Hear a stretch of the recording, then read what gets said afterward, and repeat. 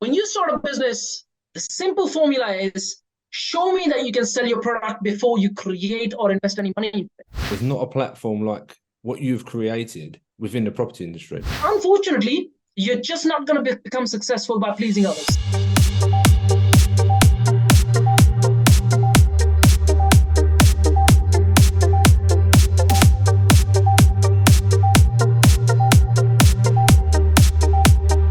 Welcome back to the Connect You podcast. On today's episode, we have Jack Dawhra. He is the founder of the Property Entrepreneurs Network. And there is a lot of you that will be familiar with Jack, but there is a lot of you that also don't know the backstory behind him. And I do. I've worked alongside Jack for a while now. I'll let him introduce himself. So Jack, thank you very much for jumping on. And please introduce yourself to the many listeners. Thank you, Louis, for having me on this podcast. I'm the founder of PEN Property Entrepreneurs Network.com. It's a network based around obviously property. You can, let's say if you are an investor, you can find more deals. If you're an agent, you can sell more investors and so on and so forth. There's loads of things that the platform allows you to do. It's a social platform as well. So you can actually interact with agents, investors, suppliers, architects, planners, consultants, all sorts of people. But it's an interesting platform. When we started, we were, just 6-7 people. Now it's a network of sort of 50,000 plus people. Being fortunate enough, worked hard towards it as well. At the back end of it, we obviously do developments, investments ourselves. We are scaling a hotel chain as we speak. And also bringing something a bit more unique towards property industry, which no one has tried yet, I think, and we're going to bring a new twist to it very, very soon.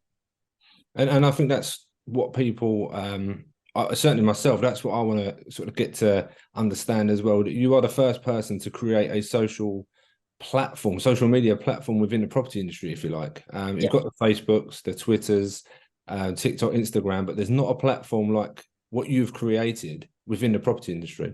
Yeah. What sort of drove you to start that?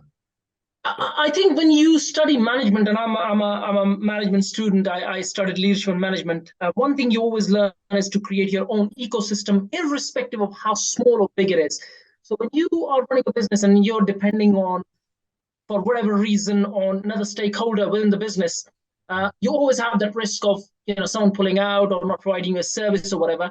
When you have your own, like I said, irrespective of the size of the ecosystem within your business, you have less dependency on others. And that was the whole mind frame. I won't say whole mind frame, there was a lot more to it, but that was one of the core reasons for starting PEN. When we started, it was all interacting on different platforms. And I thought, okay, why don't we bring them into one platform and see how it works? And it started working really well. It started working well. We, at one point, we have over £1 billion worth of properties on the portal being sold by between us and other agents on the online. At the moment, it's a bit less, but it was over £1 billion. So it gets interesting. There are days when we'd only get maybe 100 people visit the website. There are other days, we see over 1,000 people visit the website in a single day. So it just becomes a very interesting concept when you look at it and you see the interaction between people and people calling each other. And I get this all the time where someone calls me up and says, what, through your network, I found someone who became an investor, or through your network, I found someone who gave us a property deal that we really made decent money on, and we've done a deal between us. We know how we made money between each other, and the other person who took the deal, he made some really good money out of it. But again, I see this pretty much all day long, people messaging me, and in many cases, we don't monetize that, we don't make that money. All they see is they get the benefit. So like from Facebook and LinkedIn, even though they're not property focused, we still find people that you can do business with. But this is really property focused. That's unique about it. So the people you're going to find are purely based on property. So it just becomes interesting, yeah. And what I find fascinating about that is that you've, anyone that's in business or wants to get into business, I know this isn't your first venture. I know this isn't the time you've created a business and sold a business. However, we'll come on to that, is that you've done this in phases. You haven't just gone, this is what I want to do, and rolled it out. You've very sensibly, in my opinion, and gone, right, phase one, we're going to do this. Phase two, we're going to do this. Can you walk us through those phases, please? Because I find that fascinating.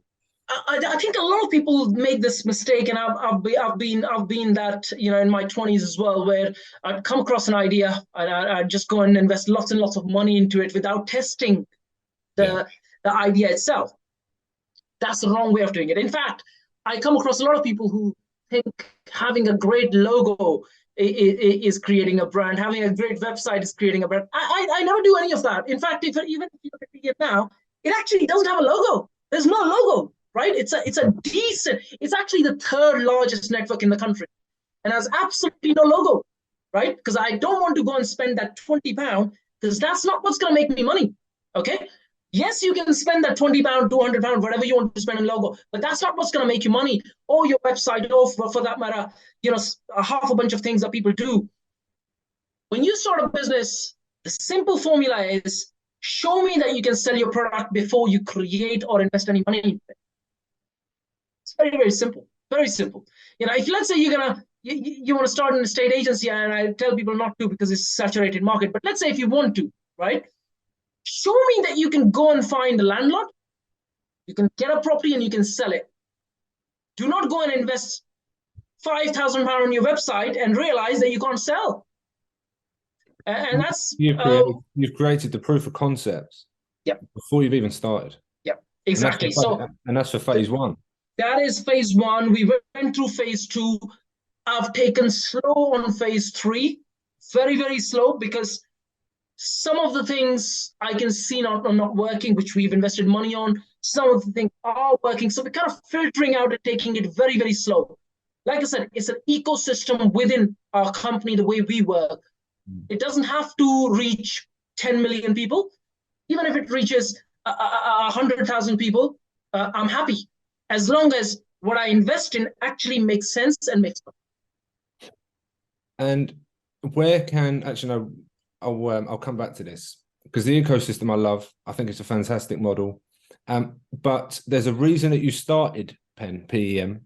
And let's talk about that. Obviously, when you first came to the UK. So obviously, when I met you in Slough, and we had that green tea, I will never forget that. As a moment I won't forget for the rest of my life. And anyone that gets the opportunity, please take that and go and meet Jack. Go and drive to Slough because it gives you the opportunity to meet him in person. Take the drive to Slough. But obviously, when you told me that, it's such a moving story. Please share it if you can with us again. Look, one of the things that I learned, one thing that I've learned the hardest way in my life, which is, I came as an immigrant in the country about 22 years ago. And I came with this mindset of, someone is going to help me out.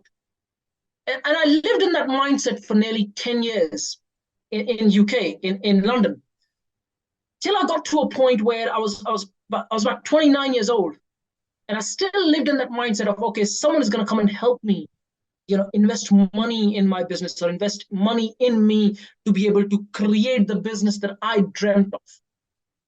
And I must say that I had a day when I had an argument with a family member. And it was the best day of my life in terms of, even though it was the most stressful day of my life, but it turned out to be, it's almost like, the worst day of your life is actually a disguise to become the best day of your life kind of thing. And it became the best day of my life where I realized that you must never, ever depend on anyone on this planet to come and help you. The only person who's going to help you is you. Unless you can create enough network around you, like I've been fortunate enough to create a network where people come and help each other and so on and so forth. But at the core, you must never depend on anyone. And that's the biggest learning that I had. And when I was going through the steep curve of learning, okay, no one's going to come and help me. I have to get up and do my own work and create my own life. I was sitting at 2:00 on a really, really cold evening, 2:00 in the morning, basically. Minus 10 degrees Celsius, minus 9 degrees Celsius in London. I was sitting outside on a stair, and I was almost imagining how I'm going to create my life. I was actually crying. But when I came back home, I couldn't actually sleep. Maybe slept a couple of hours in the morning. But when I woke up with a kiss on the cheek from that family member that I'm talking about, and I realized that family is there to love you, but doesn't mean that they're going to come and rescue you or help you out at all times. And I woke up. I went on to get registered to become a financial advisor. Within a period of a year, I was a qualified financial advisor. I was offered, 60 grand back in 2008 and 9. I'm talking about 2009. And then I went to the city. I used to live in London. I was in Canary Wharf, and I knew the average income of a financial advisor is always the average income of the person that you serve, the area that you serve. Now, the average income of Canary Wharf is 80 grand. And I was sitting in Canary Wharf, and I had loads of clients there from my previous businesses. And most of them said to me, look, if you start, we're going to use you, which meant that I was going to go on 80 grand pretty much straight away. I was probably going to make a 6-figure income. This is 2009. And I chose not to. Again, cutting the long story short, the biggest lesson that I've learned in my life is it's almost like you have to live with this mindset saying, no one's going to come and help you. No one's going to come and rescue you. You need to become that person who is going to help himself, herself, and you need to create opportunities. I insist on creating opportunities. Opportunities do not just lie around, okay? We live in a world, it's an information world we live in. Everyone can go after opportunities. After every opportunity, there's 100 people. You need to learn how to create opportunities. And if you can become that person, right, there's never going to be a time when you not have money in your pocket and freedom to live your life.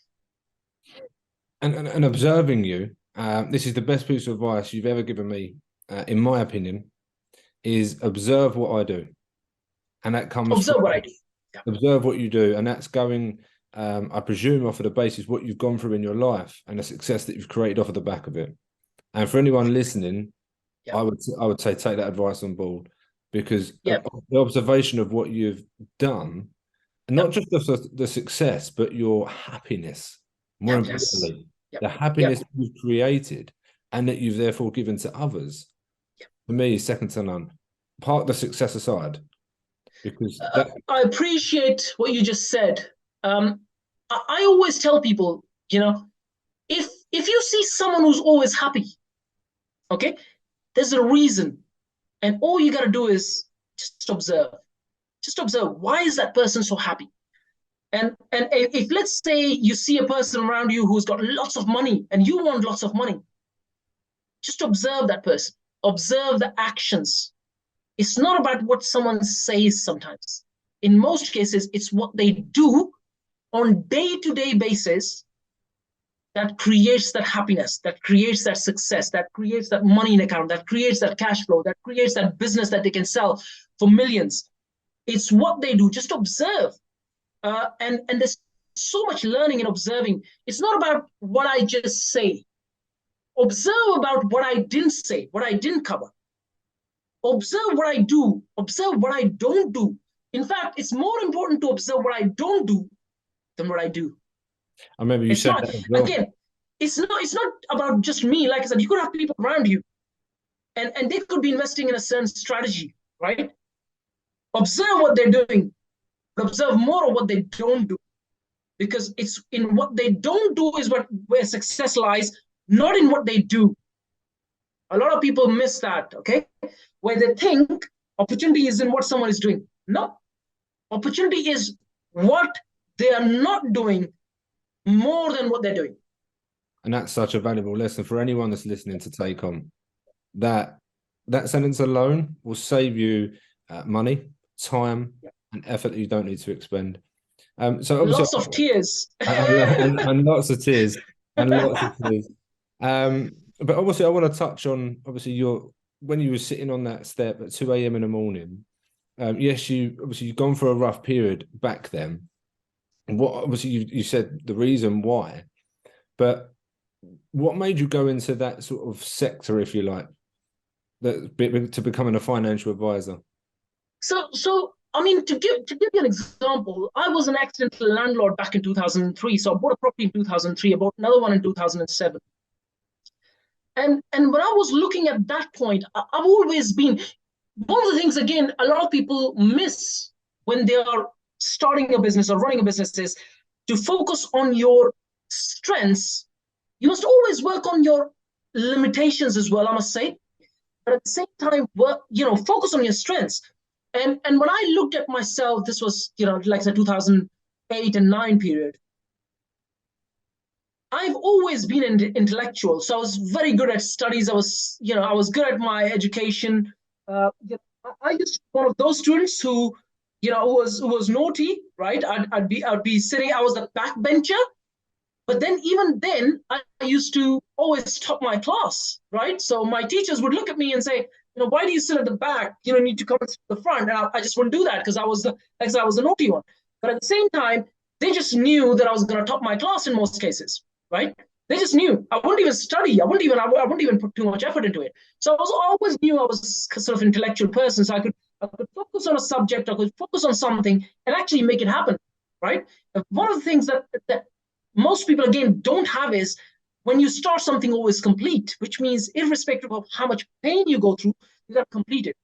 So when I looked at myself, I said, okay, what is it that I can do where I would enjoy? I was wrong at that time, but at the same time, I could actually do it and be happy about it. So I thought, okay, finance would be the right thing. So I went on to do the finance course, realized that if I was to work in a corporate environment, I'm actually not going to enjoy. I like my freedom. I have been self-employed since 2003. So I never wanted to go back to a job, even though, like I said, I was at a point where I was easily going to make 100 grand working in a corporate environment, very easily. I mean, I look back and think, okay, I could have easily been on £500,000 if I was working back then from now to in finance industry. I actually left it. Okay. So a learning curve. But at the same time, I realized that freedom is more important than money. Okay. So it came down to a point where, I was running a couple of other businesses, which I kind of was still running and carried on with that. And then I sold one of those businesses back in 2014. But it's almost like you're designing your life backwards. So when I look at 2009, I was going through a steep learning curve of, understanding my own strengths and limitations and working on my strengths more than my limitations and delegating the rest. At the same time, designing your life backwards is very important, which I didn't know back then. Okay. I learned this probably to 2014, 15, designing your life backwards. What do I mean by that? Let's say you want to invest, you want to work, I don't know, let's say you want to work 40 hours a week, okay, or 50 hours a week, or 60 hours a week, or 30 hours a week, doesn't really matter. And you want to invest the rest of the time maybe learning guitar or, with your family or, sitting on a beach, having a tequila or whatever. Design your life backwards and say, okay, if I was working 30 hours a week, that's what I want to do. Having the freedom that I want to, what is it that I can do to be able to create that life? And that's where most people get wrong. They'll start a business front to the back rather than back to the front, and they'll create a trap where even though they might be making money, but they're not free. They just don't have the freedom to enjoy their life. Okay. It again goes back to understanding of business structures and business, how you want to scale your business. Some people just want, what they call the lifestyle business, right? Lifestyle business is, you make 100 grand, 200 grand, whatever that might be. You're never going to get to, 5 million in a lifestyle business. Okay. You're just never going to get there. But if you want a business that actually is a performance business, they call it a performance business, which is scalable, you go past a certain number of, employees and an X number of revenue and profits. You got to decide at one point, what is it you want to do? Do you want a freedom business, lifestyle business, or do you want to create a performance business? If it's performance business, it may not necessarily give you the freedom, at least initially, for the first 10 years. Okay. You just answered the question of a lot of these people, and this is no disrespect to anyone that's listening, it's got a business, but I think a lot of people are concentrating on hitting the target that's completely out of reach at this precise moment. And seeing the figure, let's say, reach 6K or 10K a month or whatever it is that you see all over social media right now, rather than going, right, it's one brick at a time, like what you're doing. Phase one. Stop. A lot of people miss that. A lot of people miss that. In fact, one thing I learned, again, a long time ago, and I don't even remember who said that, but most people kind of overestimate what they can achieve in a year and underestimate well underestimate what they can achieve in 10 by keeping one brick at a time. They just start a business, say, okay, I want to make 10 grand a month. Well, you're not going to make 10 grand a month in most cases in your first year. You're just not going to get there. But you can get to not just 10 grand, but 100 grand a month if you stick around for 10 years, 15 years. And that's something a lot of people massively get wrong. Yeah. Especially if they're chasing money. And a lot of the time, a lot of the time, that's not the driver. And that's why people don't stick around. No, that's only because they're chasing money, and most people don't know that money is a secondary motivation. It's not a primary reason. Once let's say you start a business and you start to make, let's say, 100 grand a year, what you're gonna get is, if you started chasing money, you're gonna become complacent. And if, let's say, you didn't make that money, the main reason was because your primary driver is wrong. One thing everyone needs to learn is, you don't start a business because you want to make money. You start a business because there's actually a gap in the market. There's a pain in the market, a gap in the market that you can fill better than someone else. Otherwise, you don't start a business. Not in this day and age. And it's all about providing value and serving people with value. Yeah, serving people. Yeah, massively. Again, something people massively get wrong is, you need to make your stakeholders feel that they're getting more value. In fact, twice the value of what they are giving you. So if you're charging £1, they need to feel they're getting £2 worth of value. And if you're not able to do that, the likely is that your business ain't gonna scale or succeed. Yeah. Serving, again, is very, very important. Most people don't realize this, that when you start a business, you have to, I am insisting that you have to become a person who's not expecting a lot. Okay? You're serving with zero expectations. And the likely is, if you go and serve 100 people, that maybe 2 or 3 out of them will reciprocate and buy from you. And that's how the business works. And it doesn't have to always come in the form of a monetary value exchange. It can come in a form of content, or, for example, a podcast, or whatever it may be. It can be in any form. It can be in any form. A text or a call or whatever it is. I'll give you an example. When I started PEN, we were doing lots of events for free. I remember when I did my first event, this was a live event in 2018, if I can remember, or early part of 19. And this was, like I said, it was a free event. Obviously, people paid for their food and so on. But people turned up, and there was about 33, 34 people, if I can remember. And that was in the City Bank, where the Bank of England is. And I still know almost 30 people out of the 33 or 34 that turned up still do business with me. Okay. Wow. And I still remember the second event that we did was a Zoom event. And I think we had about 50 plus people turn up. Out of those 50, I think we still have about 40 of those people still do business with us. Okay. And the only reason for that was, I remember when I did the second event, which was the online event, I had actually put all my heart and soul into it, sharing all the strategies that people can focus on chronologically, in chronological order of, the most profitable, which are the least profitable, where you can put more effort, which requires least effort, and so on and so forth. And I still remember, after that event, I had, over a period of like a month, I had shy of maybe 1,000 people message me saying, what a fantastic event. And we watched your video later. Obviously, it was recorded. We watched it later. But so many people messaged me just saying, thank you for that event that you did. We have so much more clarity in terms of what is it that we want to focus. And again, that led to a point where, again, like I said, people get this wrong, where it's brick by brick. I didn't start making money immediately, lots of money, when I was doing those events. I started making money, 12, 24 months later.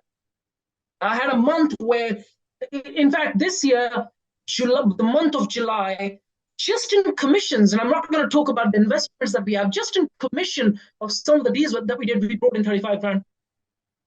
Just in a single month. And that's through other people doing deals with yourself? people doing deals with us or through our collaborations. Yeah.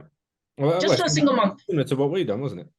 But again, this is not the result of the month of July that I worked in. In fact, I didn't do any work in July because I was focused on scaling the hotel business. Yep. This is the work that was done in 2017, 18, 19, 20 that led to a point where we're now kind of making that kind of money.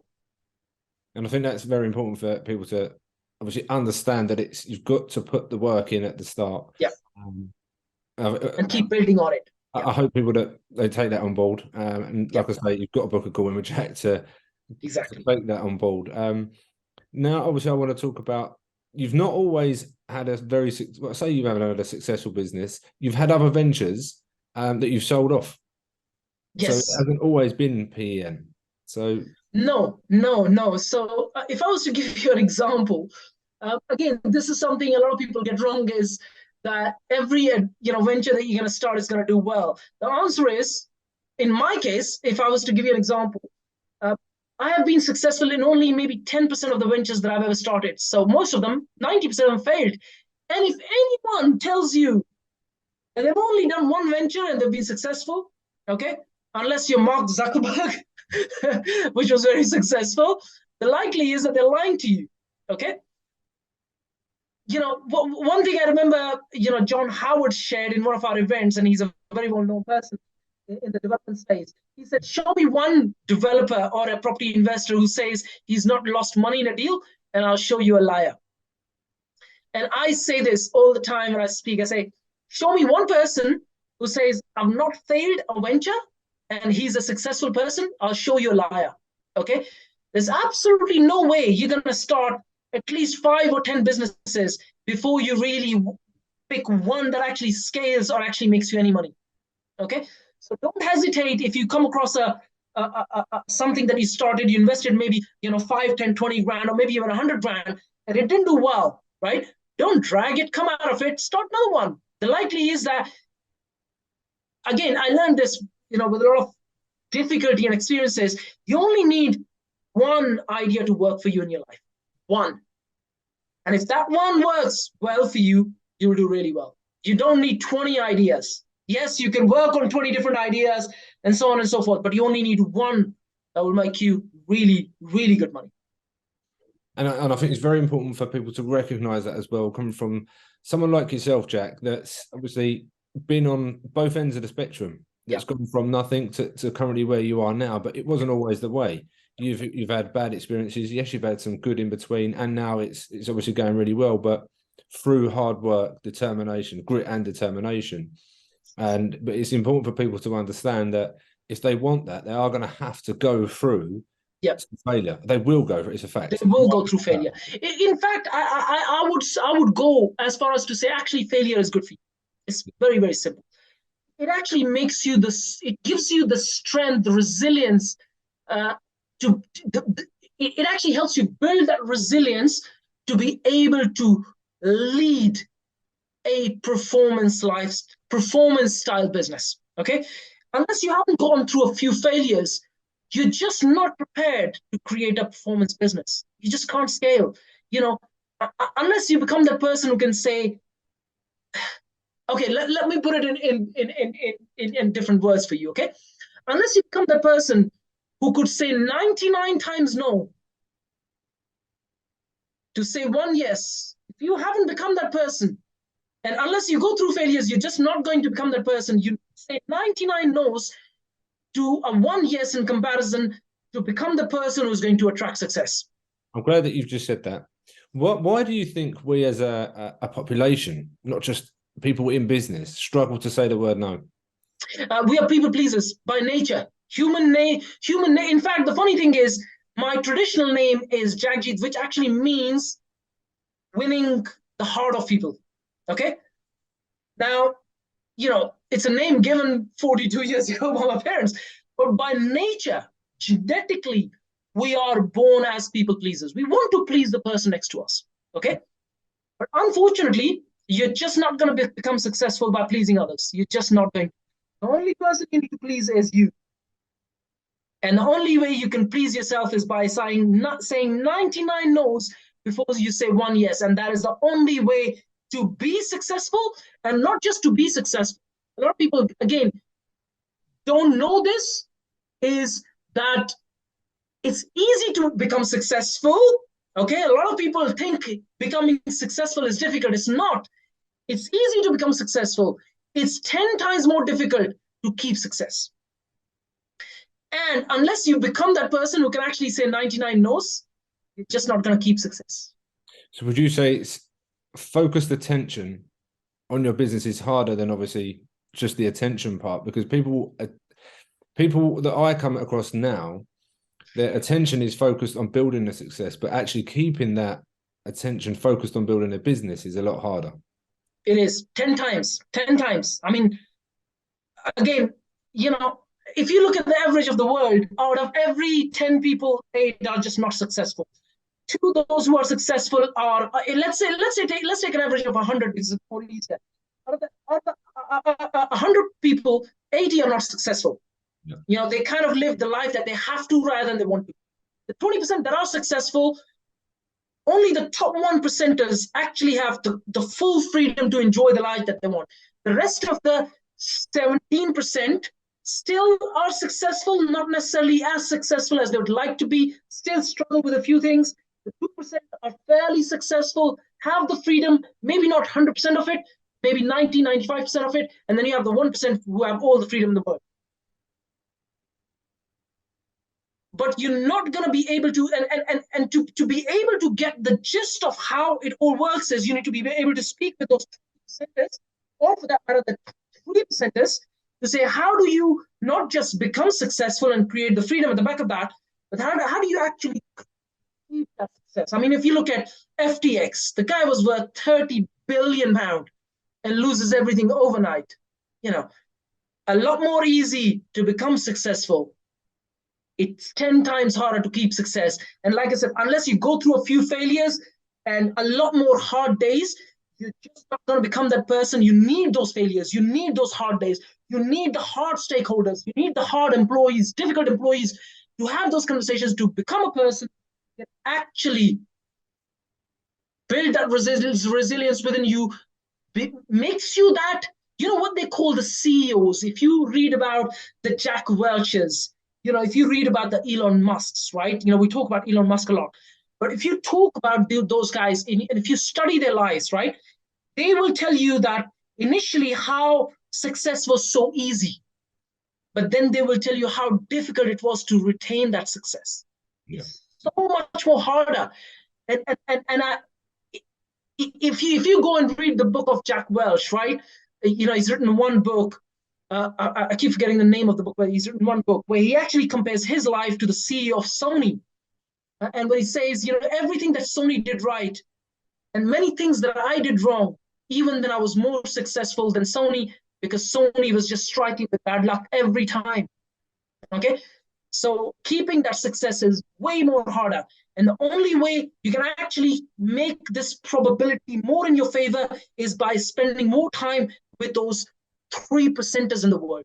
That is the only way. I can't tell you how many people actually say no to just saying, you know what, I just don't have the time. I'm not interested in your idea. It's unbelievable. And the number of people it pisses off, I'm fine with that. If you take it personally, you just haven't learned to be successful yet. And again, people got to take that advice on board. And success will mean different things to certain people. But I think something that I'm passionate about, and I know that you are as well, success for me is being happy, as I touched on earlier. And for yourself, a question that I've got, for me, I don't know if viewers will want to listen to this as well, but your family. Being as successful, in my opinion, as you are, how has it impacted your family, or has it impacted your family at all with how you built the business up over a certain amount of years? And then was you away a lot at all, or has it now enabled you the freedom? So my question to you really is, did it impact the family life when you was working away, creating the events, or the time away from the family? Yes, it does. Yes, it does. There's absolutely no way. People who talk about balance, I see a lot of gurus, and I have a lot of respect for gurus. I mean, don't get me wrong, the guru word just means, a lot of people don't know the meaning of the word guru, which is teacher, right? You know, there are lots of Indian teachers, yogis, and they talk about balance in life. And they're actually right. They're actually right. You know, by all means, you gotta have balance in life. But don't expect that you're gonna become the successful person that you want to be in your head by looking for balance in your life. That's just not going to happen. You got to lose some balance for at least a certain period of time, maybe 10, 15, 20 years, before you can create the freedom out at the back of that. Okay, you're just not going to. So yes, balance is good. It's actually good for life. It's good for nature, good for yourself. But you're just not going to find that balance when you're running a business, especially for the first few years. At the same time, a lot of people don't realize that if you want to be successful, and I'm going to come to the word happiness and success, the meaning of it, right? People have just very wrong definitions of it, right? Just completely wrong definitions. I can assure you, most people have absolutely wrong definitions of the word in itself, happiness and success. But if you want to be successful, whatever that means for you, you got to sacrifice something. You need to sit down and write down what is it that you're going to sacrifice. And if you can't sacrifice, forget about success. Okay? You gotta write what is it that you're prepared to sacrifice. Okay? I have worked day in, day out, really hard work, even though hard work is only 25% of the equation of success. Even then, you have to put that hard work in. You have to put smart work in, right? That's 25% of the equation. But at the same time, going back to the meaning of happiness and success, a lot of people connect success to, oh, I gotta have a lot of money. That's not what it's about. Absolutely not. I think money is maybe only 10% of the equation of success. Maybe 10%. If let's say you have £1 million or 10 million pound or 100 million in your account, right? And you have a headache, right? And that headache just doesn't go away. 1 day, 2 days, month, 2 months later, 3 months later. The likelihood is that you'll walk up to a doctor and say, you know what, I'll give you 100 million. Please help me get rid of this headache. Okay? So money is only a very small equation of success. It's your health. It's your spiritual. So your connectedness to yourself or to whatever you believe in, right? Feeling connected to yourself, your health, your family, you know, your well-being in terms of your emotional well-being. Okay, I think there's some stats out there. They might be wrong or right. I'm not as clear on that. But out of every 6 people out of 10, that's 60% of world's population suffers from some sort of mental illness. Imagine that. Imagine that, right? So if you are struggling with all of that, and you could have lots of money in your account, it doesn't mean anything, right? I was just coming on to that. I'll let you finish, but yeah, go on. Yeah. And again, going back to the definition of happiness, if you were happy all the time, let's say you were happy 4 or 5 days straight in a row, the likelihood is you're going to get so bored, you'd be like, what the hell do I do? Try that. Try that. Happiness is not about being happy all the time. Happiness is about being happy with yourself. That means you are growing spiritually, you're growing intellectually, you're growing socially, you're growing emotionally, you're growing financially, you're growing with your health, your fitness.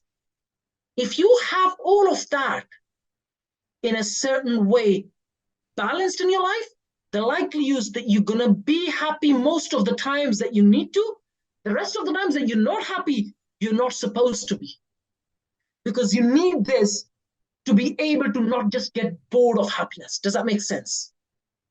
So you need the low mood and the high mood and the medium mood. You need all of that in your life. It's almost like you're it's almost like embracing every thought, every moment, and every incident in your life or whatever is happening in your life. It's almost like you're embracing that. Becoming that person means happiness. Happiness just doesn't mean you're happy all the time. No. And again, a lot of people have this wrong definition of it. The reason I ask that is because a lot of people are coming to me and they conflate the two. Not only do they conflate the two, but they feel abnormal. And again, Yes. what you've just touched on, I was going to touch on each point. And I reflect back to what you said when we said we was in Slough, and we've Yeah. had many conversation about what you've just mentioned there. And if anyone gets the chance, I've seen what you do. You post about your emotional well-being, obviously your physical health, obviously pictures of you in the gym, and I can see the evidence of what you're doing, how you're keeping yourself in shape physically, mentally, emotionally, and so on and so forth. But for people that can't see that, what sort of tips or tricks would you advise people to do apart from the obvious? Go to the gym. I know one, for example, that Jack would say. I may not. He may advise something different. I don't know anyone that reads as many books as Jack. That's actually true. To I'll take that feed on to board. feed to feed his brain in like positive energy. Yeah. You read so many books, and I think that's fascinating as well. Here is something that I learned a long time ago. Okay, if you just get your basics right, basics. I'm going to talk about two different basics, right? One basic is your life's basics, your habits, right? And one basics is your business basics, which is again your basics, right? And I'm going to tell you a very quick story. There was a seminar of nearly 1,000 people, and the host actually asked a question like, "Who here applies every guerrilla marketing tactic in their business?" Every single one of them. There's about 140 plus guerrilla marketing tactics, and only one hand went up out of 1,000 people. Only one. And the host went to the guy and he said, so tell me about your business. He goes, we turn over 12 million plus. We are the biggest company in the region, so on and so forth. Okay. And he goes, the simple formula is it takes a day to read guerrilla marketing or 2 days or a week. What most people don't do is actually do the work. And, apply that marketing tactic and then make it automated. And then jump on to the next one, applying the basics. Everyone knows, most people don't apply. 1 out of 1,000 people. Other side of the coin, your life. Everyone knows that you must go to the gym. Everyone knows you must eat well. Everyone knows you must read for at least 20 minutes, half an hour a day. Everyone knows you must go and do what you're saying you're going to do. Everyone knows that you must stick to what you're doing till it's done. Everyone knows that, you gotta spend some time on your emotional growth, on your spiritual growth, on your intellectual growth, on your physical growth, on your social growth. Everyone knows this. We live in an information age. 1 out of 1,000 people is an example where what most people do. Okay. Do I do everything every day? The answer is no. I sometimes struggle. I'd wake up, everything is going wrong, and I just can't go to the gym. Okay, but how many days do I actually go? I still do at least 4 to 5 days, sometimes 6, sometimes even 7 days a week. Okay, but the worst case scenario, I still go 4 days. Getting your basics right. Either it's your daily habits or it's your business. If you get your basics right, you don't need to learn advanced strategies. You can get to that point. You can go and speak with someone who's made 200 million or 500 million selling their company, learning an advanced strategy. You can do it later. First, get your basics right. Most people don't do it. I have come across many. I personally know a billionaire. He's a chairman of a listed company, right? Struggles with health, struggles with many other issues. And that's purely because he's focused too much on money and not on other aspects of life. Okay. And that's not success. I can assure you that. You could be why do you need $1 billion? The social media has ruined the concept of success in itself. Why do you need to become a billionaire? I came across a person who was the CEO of a listed company. He was worth 200 million. Okay. He said to me, when you get to 100 million, everything else is just a number.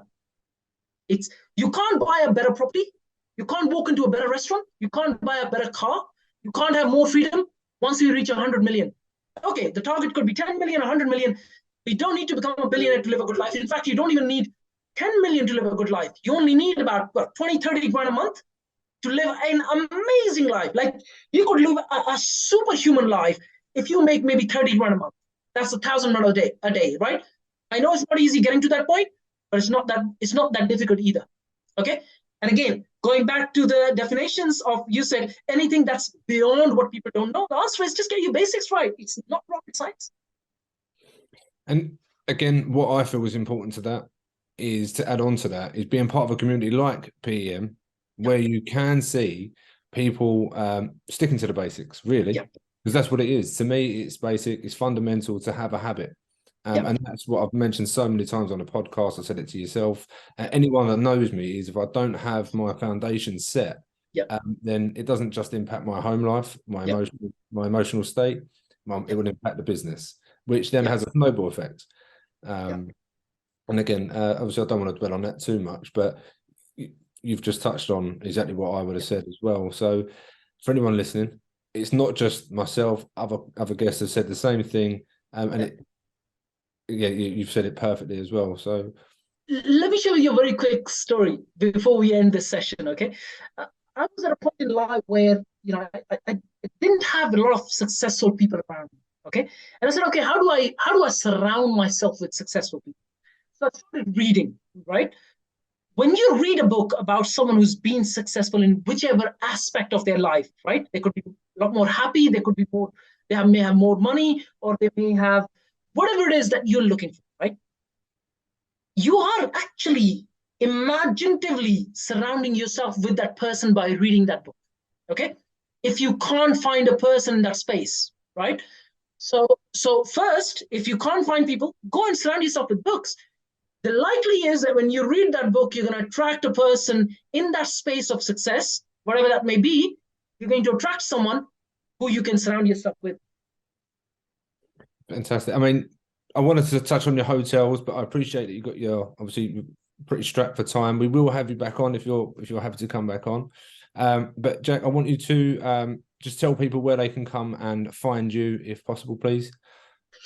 They can find me, pretty much everyone listening, you can find me on almost all commercial social platforms. I like to be more active. I'm not as active as I'd like to be, but I am. You can still find me on, Facebook as Jack Dawhra, Jack Simple Dawhra, Dawhra, on Facebook, LinkedIn, Instagram, YouTube, TikTok, pretty much most of the commercial channels. You can find me there. If you'd like to connect with us, just send us a quick message on these social platforms. We're more than happy to add you to our community of like-minded people who can actually pull you towards where you'd like to be rather than drag you down. 100%. Guys, I can't stress enough, we haven't actually scratched the surface of what the community can do, what Jack has been able to do, what he's done for myself. So the next session, when Jack does come on, we're going to be talking about everything property, branding, just absolutely everything. It will explode your business. It will take you from zero to wherever you want to go, but we'll map out a plan for you on the next session. So all the links will be in the description. Jack, thank you very much for coming on. Thank you, Louis. Thank you. Thank you. Absolute pleasure, buddy. Thank you very much. Cheers. Thank you.